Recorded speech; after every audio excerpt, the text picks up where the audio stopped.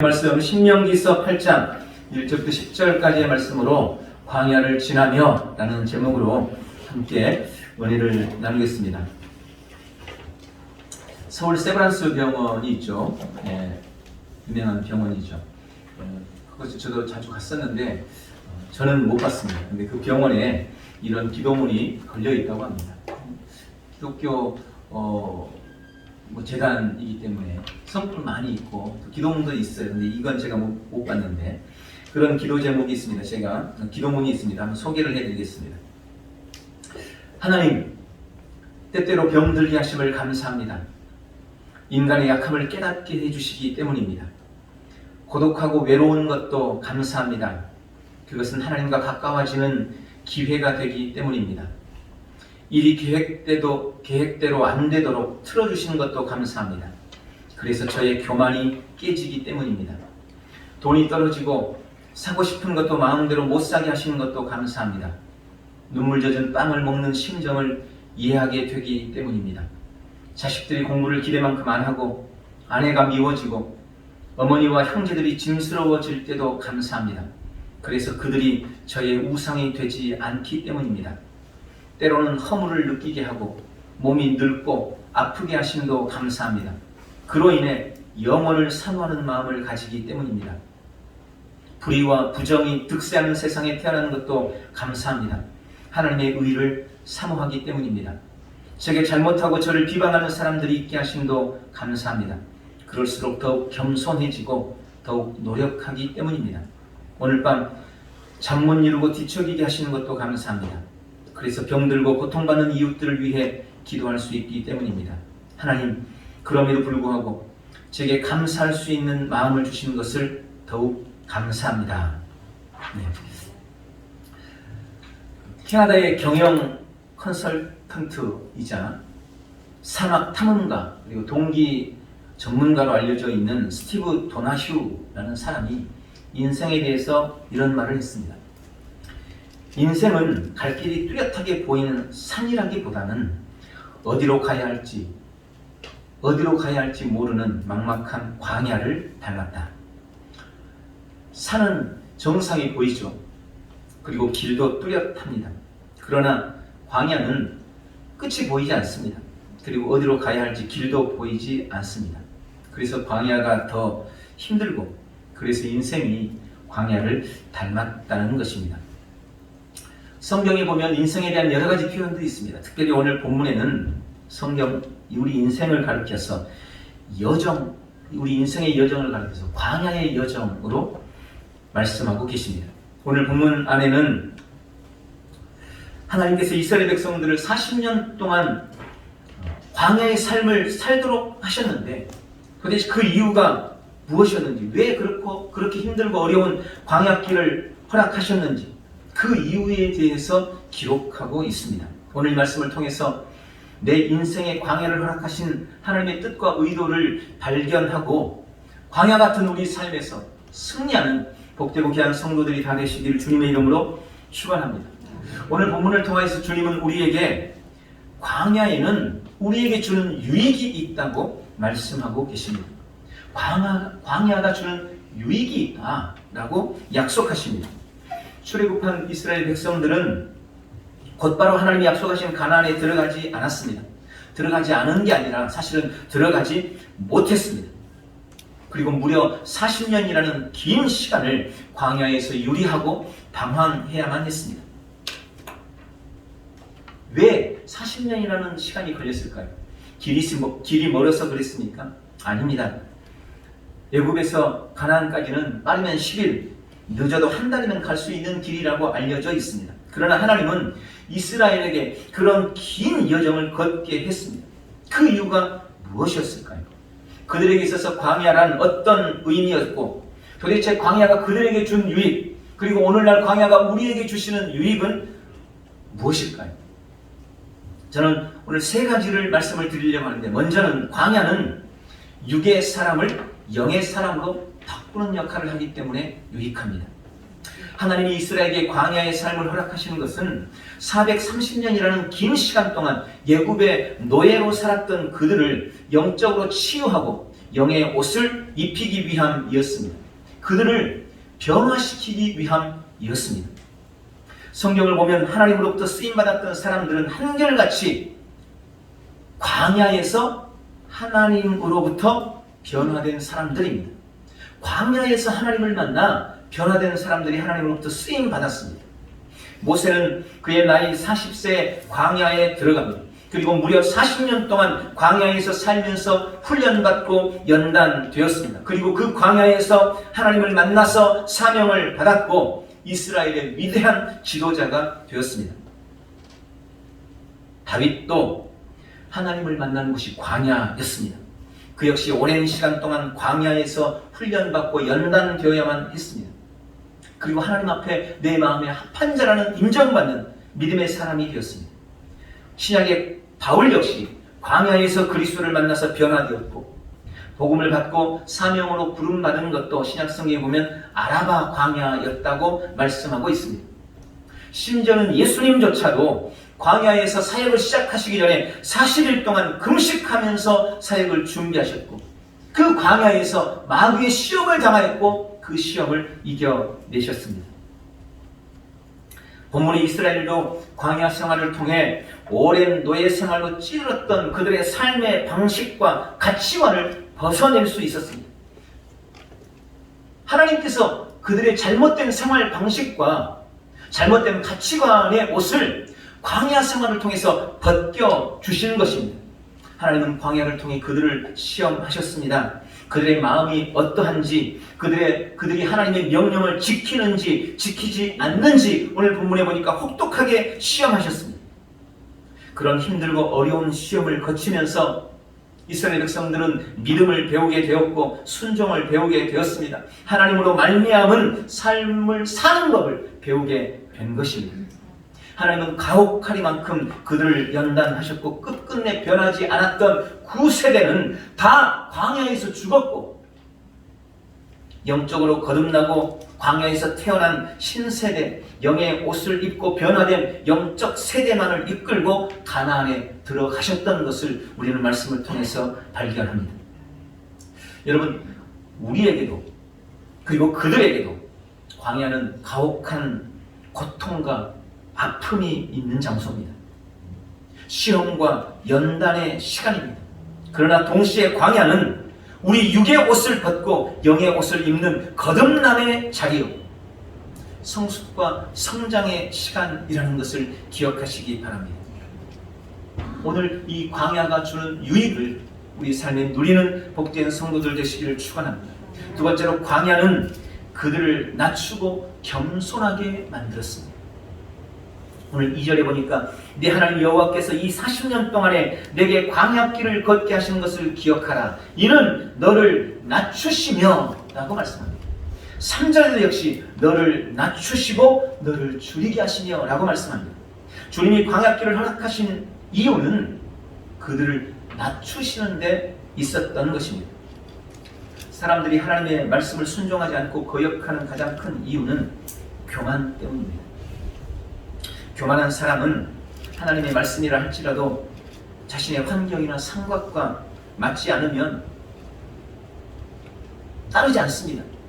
내 생각이나 내 환경에 딱 맞는 말씀이면 아멘하고 받고 따르려고 하지만 내 환경이나 상황과 맞지 않는 것 같으면 따르지 않고 순종하지 않는 겁니다. 내가 내 인생을 마음대로 할 수 있다고 생각하기 때문이죠. 내가 노력하면 돈 벌 수 있고 내가 노력하면 잘 살 수 있다고 믿기 때문에 그런 겁니다. 그런데 광야는 그들의 마음대로 할 수 있는 것이 아무것도 없었습니다. 광야는 먹을 것이 없었습니다. 마실 물도 없었습니다. 한낮에 내리쬐는 태양을 피할 곳이 없었습니다. 한밤의 추위를 막을 것도 없었습니다. 그들은 오직 하나님으로만 살 수가 있었습니다. 하나님이 만나를 내려주셔야만 그들은 비로소 먹을 수가 있었고 하나님이 물을 내주셔야만 마실 수가 있었습니다. 태양을 가릴 구름도 하나님이 펼쳐주셨고 한밤중에 그들을 따뜻하게 만들어주는 불기둥도 오직 하나님의 작품이었습니다. 광야에서 그들이 생존하는 길은 그들의 노력이나 수완이 아니라 처음부터 끝까지 철저하게 전폭적인 하나님의 은혜였습니다. 그들의 수완이나 노력이 아니라 오직 하나님의 은혜로만 살 수 있는 곳, 그것이 광야였습니다. 아더 핑크라는 유명한 목사님이 계십니다. 이분도 하나님께서 성도들을 광야로 인도하신 이유를 두 가지로 설명을 하셨어요.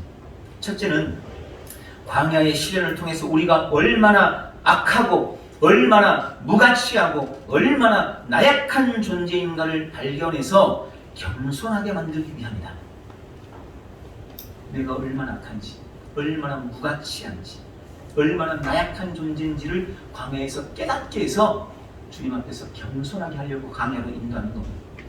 둘째는 광야를 통과하면서 하나님이 누구신지, 그리고 그분의 능력이 얼마나 크신지를 체험하게 하기 위해서 광야길을 허락하신다는 겁니다. 여러분, 맞습니다. 우리는 광야가 아니면 우리 자신을 제대로 볼 수가 없습니다. 거칠애로 포장된 나는 진짜 내가 아닙니다. 광야의 시련을 통해서 우리는 진짜 나, 악하고 추한 나, 그야말로 마른 막대기와 같고 벌레 같은 나를 발견하고, 그래서 비로소 겸손해질 수가 있는 것입니다. 또 광야와 같은 시련이 아니고서는 우리는 하나님을 만날 수가 없습니다. 시련이 아니면 우리가 하나님을 찾지 않습니다. 주님의 인도하심과 그분의 동행하심을 우리의 삶에 체험할 수가 없는 것입니다. 여러분, 홍해가 있었기 때문에 그들은 홍해를 가르시는 주님의 능력을 볼 수가 있었고, 배고프고 목이 말랐기 때문에 만나를 주신 주님, 바위를 깨뜨려서 물을 주시는 하나님을 경험할 수 있었던 것입니다. 그분의 능력 앞에 그들이 무릎 꿇고 순종할 수 있었던 것은 광야의 어려움과 고통 속에서 살아계신 하나님을 경험했기 때문인 것입니다. 여러분, 우리의 신앙의 목적은 이 땅에서 잘 먹고 잘 사는 데 있지 않습니다. 우리의 신앙의 목적은 영원한 하늘나라, 영원한 천국에 있습니다.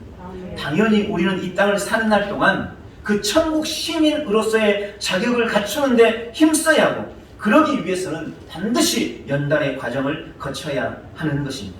우리는 이 광야의 삶에서 연단을 통해 겸손을 배우고 하나님을 온전히 신뢰하는 법을 배울 수 있습니다. 그래서 시편 기자도 119편 71절을 통해서 고난당하는 것이 내게 유익이라, 이로 인하여 내가 주의 율례를 배우게 되었나이다 라고 고백한 것입니다. 인정하기 싫지만 우리는 사랑이 없고 사려 깊지 못하고 불안정하고 너무 연약합니다. 우리 안에는 악의가 가득하고 교만하고 욕심에 쉽게 사로잡힙니다.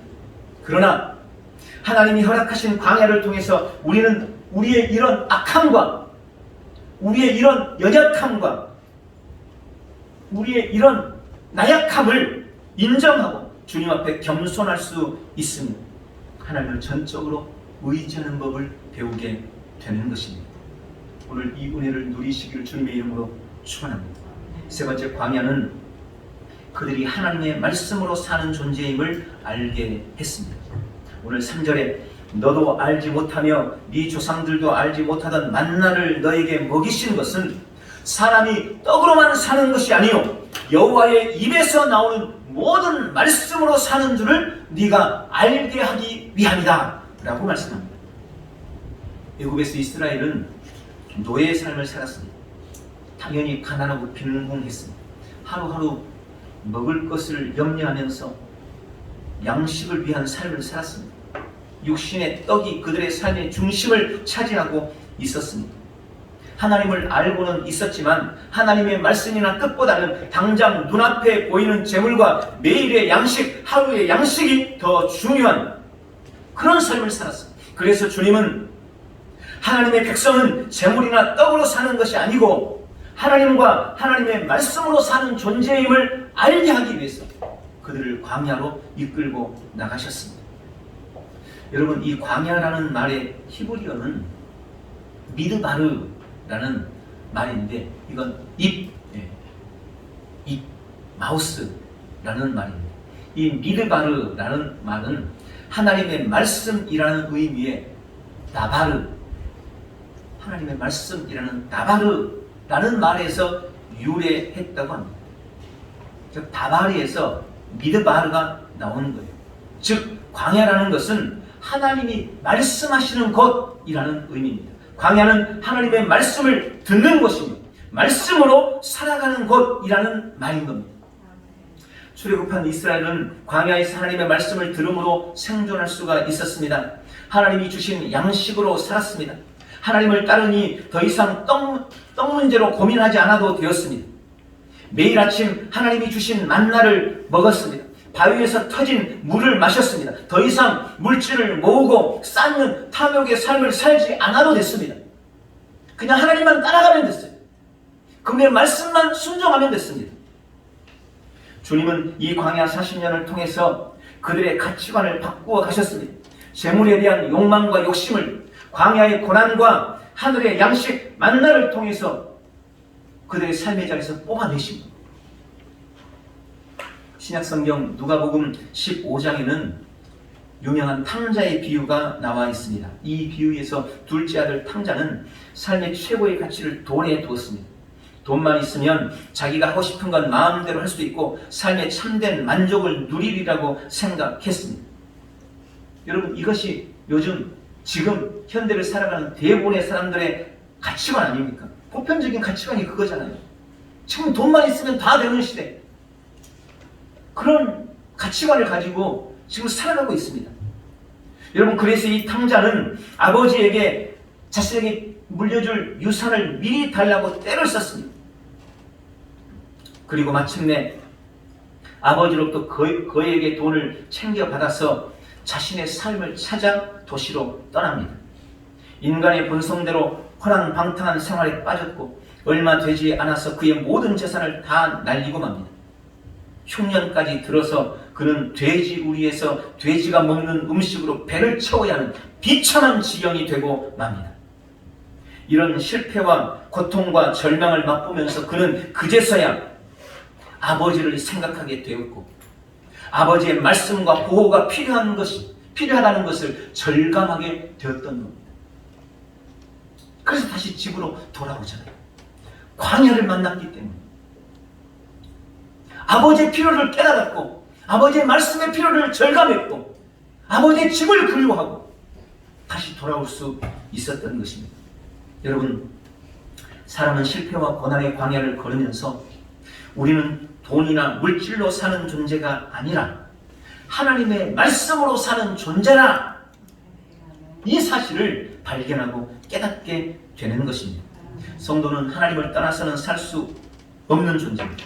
우리는 지금 광야의 인생 길에서 하나님의 말씀이 주는 은혜를 누려야 하고 하나님의 말씀이 나의 양식이 되어야 합니다. 그것이 지금 광야로 우리를 이끄신 주님의 의도인 것입니다. 오늘 광야를 통해 주시는 은혜를 기억하십시오. 우리는 광야에서 육의 옷을 벗고 영의 옷을 입습니다.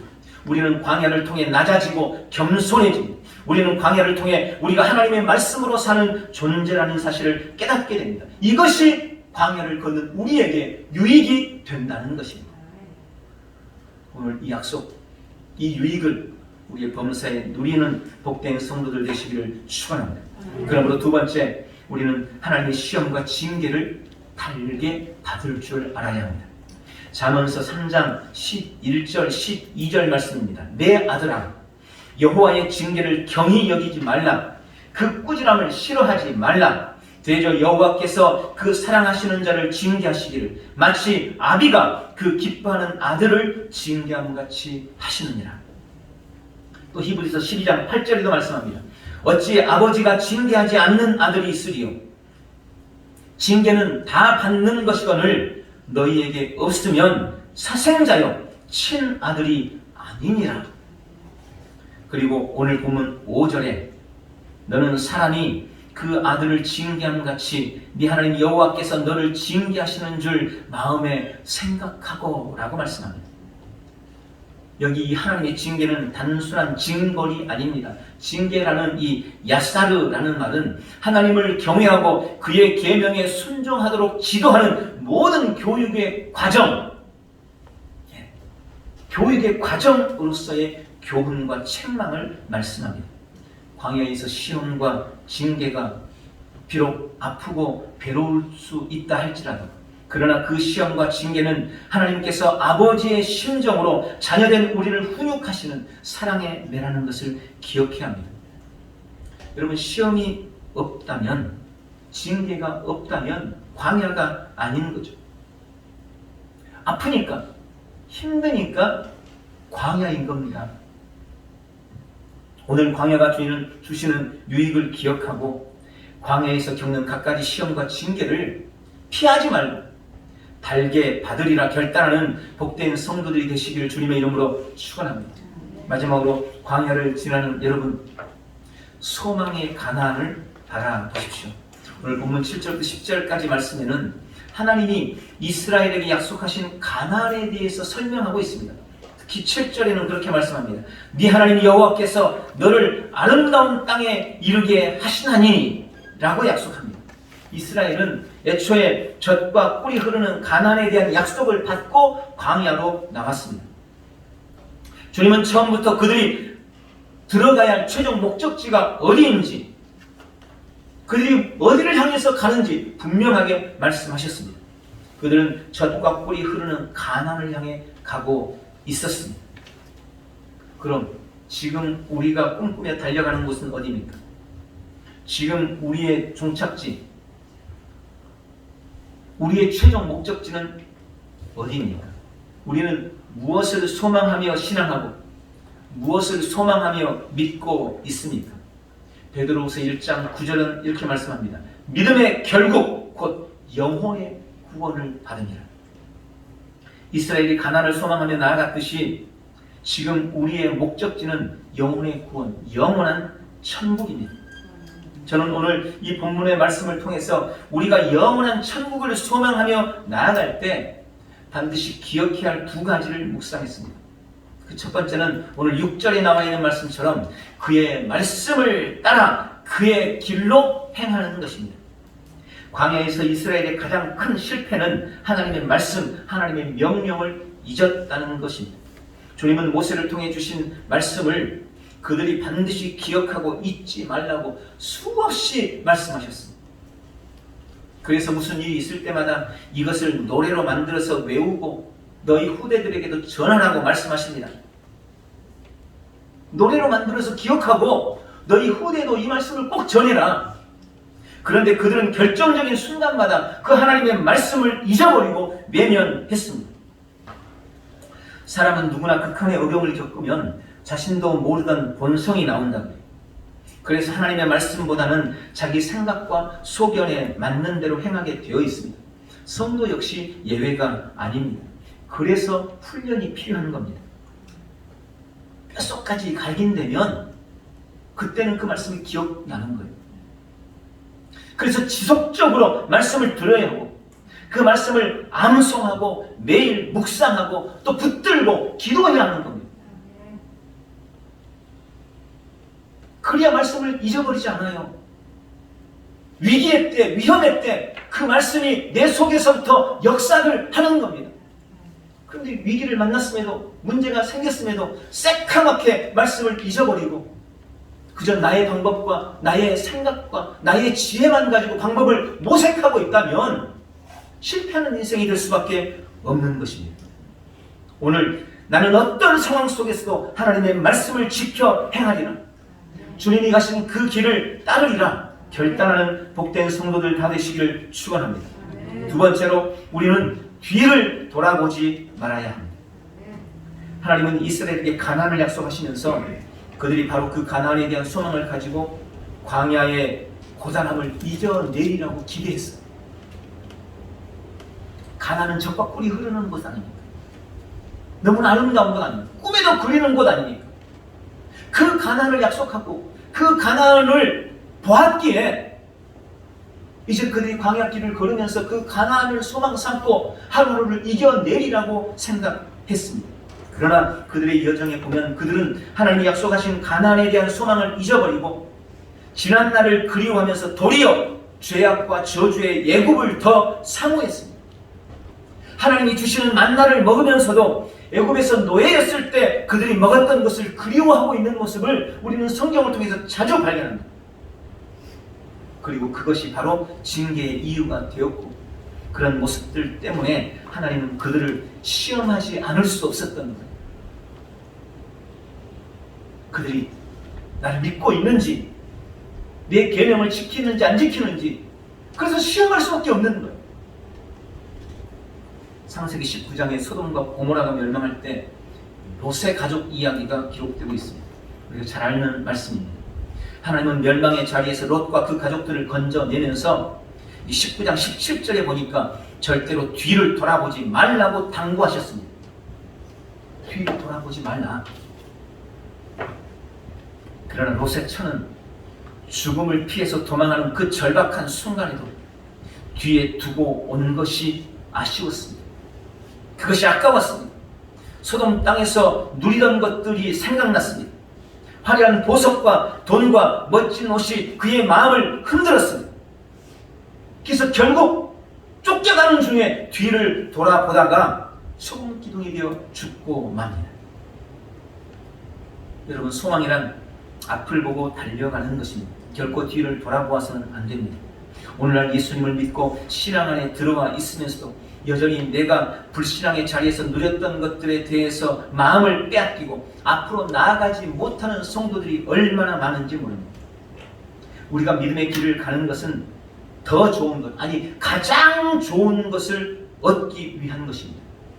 그런데 내가 가장 좋은 것을 얻으려면 지금 손에 들고 있는 안 좋은 것, 지금 손에 들고 있는 조금 좋은 것, 그건 내려놔야 되는 거예요. 그래야 더 좋은 것, 가장 좋은 것을 얻을 수가 있는 겁니다. 우리는 둘 다를 가질 수 없습니다. 주님은 우리가 천국을 얻기 위해 내가 쥐고 있는 것, 그것 때문에 천국을 잡을 수 없는 바로 그것을 내려놓으라고 하십니다. 그것 때문에 뒤돌아보지 말라고 말씀하시는 것입니다. 오늘 이 말씀을 붙들고 영원한 천국을 소망하며 뒤돌아보지 않는 복된 성도들 되시기를 축원합니다. 말씀을 맺습니다. 우리는 지금 광야를 지나고 있습니다. 거칠고 메마른 곳, 그래서 아프고 힘든 곳입니다. 그러나 우리는 광야로 인해서 육의 옷을 벗고 영의 옷을 입게 됩니다. 나를 똑바로 보게 되어 더 겸손해집니다. 나에게 진짜 필요한 것이 떡이 아니라 하나님의 말씀인 것을 깨닫게 됩니다.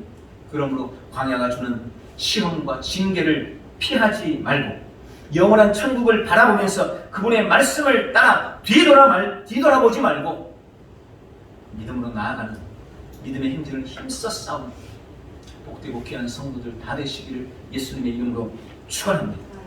기도하겠습니다. 전능하신 주님, 우리의 삶의 길이 광야와 같습니다. 힘들고 아프고 어렵습니다. 그 오늘 말씀을 통해서, 이 광야를 통해서 우리가 얻는 유익이 무엇인지 깨닫습니다. 뒤돌아보지 않게 하시고 그 징계와 연단을 피하지 않게 하시고 날마다 영원한 천국을 바라보며 약속의 말씀을 따라 살아가는 우리 온 성도들 다 되게 역사해 주옵소서. 예수님의 이름으로 기도하옵나이다. 아멘.